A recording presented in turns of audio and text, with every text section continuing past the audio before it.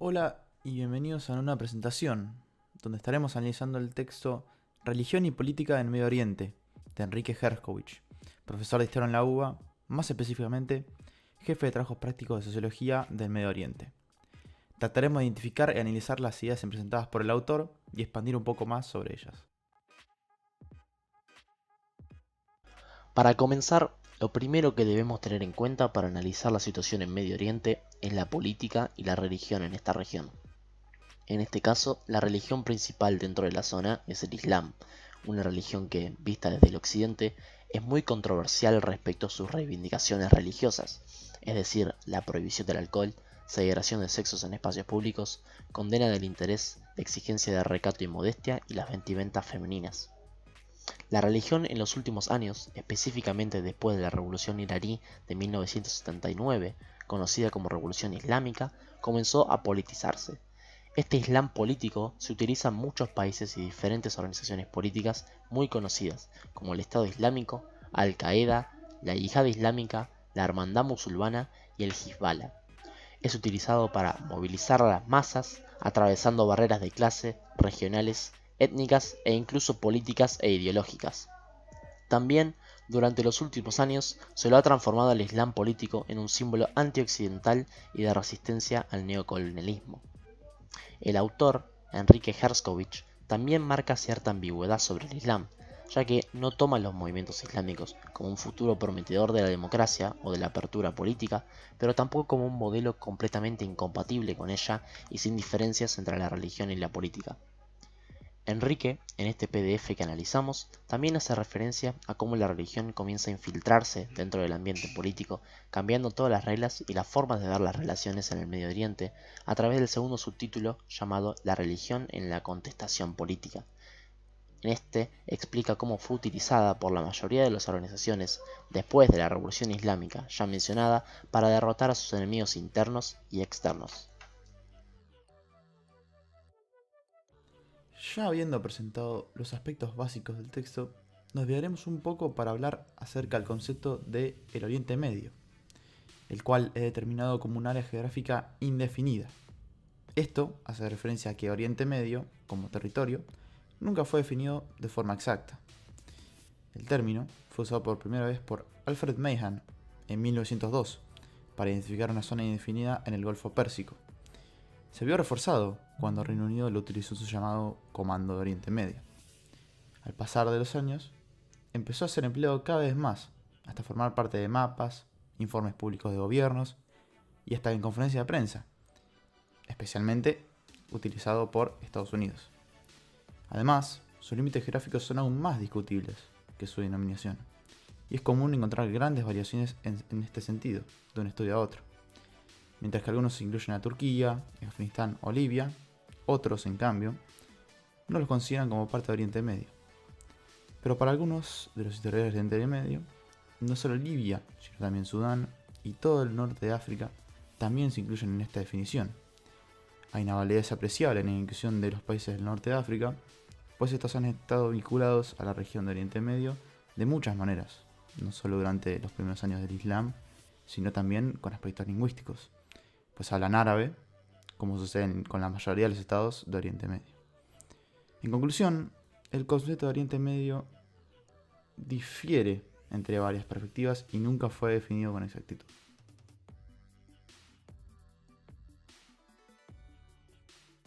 Otra característica del Medio Oriente es su importancia geográfica, ya que esta gran región se encuentra ubicada en el centro de tres continentes, África, Asia y Europa.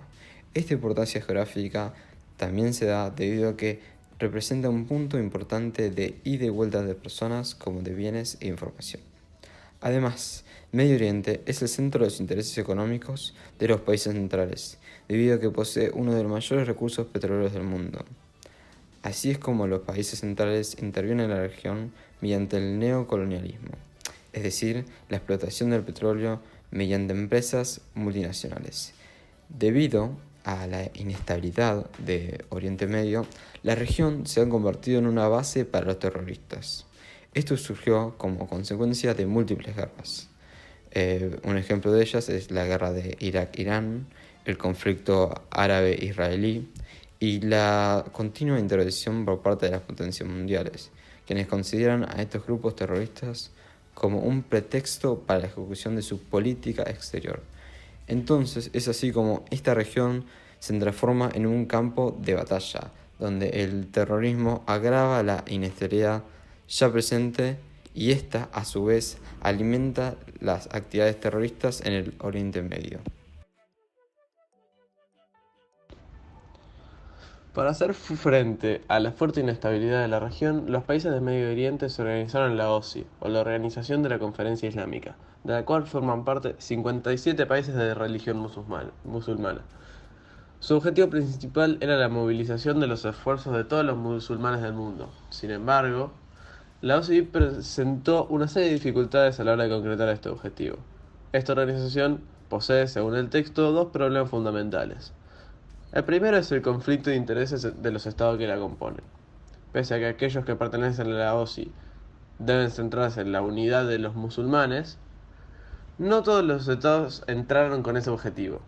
Un ejemplo de esto es Irán, que al estar aislado casi por completo del mundo occidental, intenta usar a la OSI como una forma de obtener legitimidad global para su revolución contra la exclusión internacional. Otro claro ejemplo es Arabia Saudita, que aprovecha su posición favorable en la conferencia para mantenerse por encima de los otros estados de la OSI y de aprovecharse de esta situación. El segundo problema dentro de la OSI es la heterogeneidad de los países que la componen. Es cierto que la mayoría de estos tienen religión musulmana, si no todos, pero esto no los hace similares en todos los aspectos y esto generó a lo largo de la historia distintos conflictos interregionales e interreligiosos como el de sunitas contra chiitas, entre otros.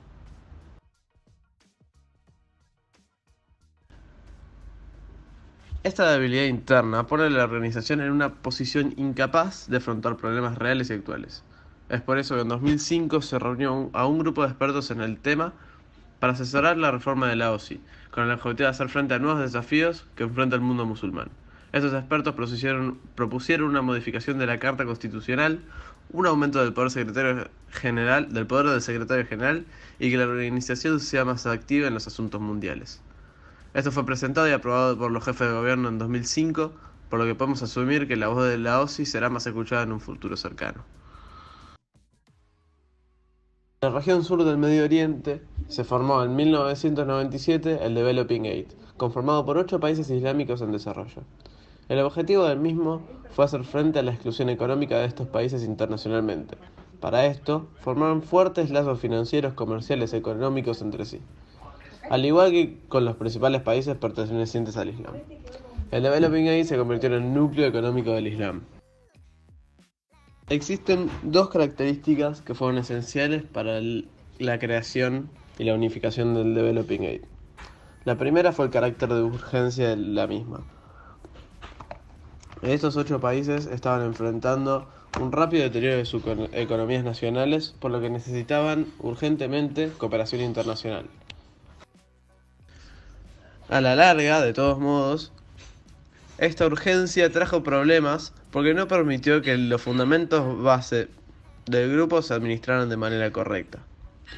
La segunda característica que ayudó a la formación del Developing Aid fue la eliminación de la burocracia. Los países ya con experiencia en la OSI ya conocían de los problemas que ocasiona el exceso de burocracia en las organizaciones islámicas, por lo que decidieron evitarse obstáculos para el futuro y organizar un núcleo pequeño pero fuerte de países del Islam. Esta característica fue la más importante, ya que le permitió participar en políticas globales.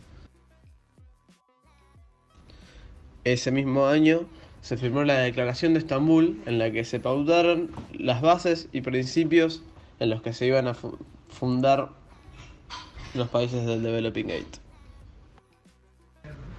Estos eran la paz en lugar del conflicto, el diálogo en lugar de la confrontación, la cooperación en lugar de la explotación, la justicia en lugar de las leyes dobles, la igualdad en vez de la discriminación y la democracia en lugar de la opresión. En este tratado también se vieron los objetivos y áreas de cooperación de la misma. Estas eran el comercio, la industria, las finanzas, la banca y la privatización, el desarrollo de la energía rural, la agricultura, la ciencia y la tecnología. Bueno, este sería el final de nuestro análisis acerca del texto de Enrique Herkovich. Esperamos que haya podido aprender algo nuevo acerca de los distintos aspectos de Oriente Medio y que por supuesto le haya gustado. Muchas gracias por su atención.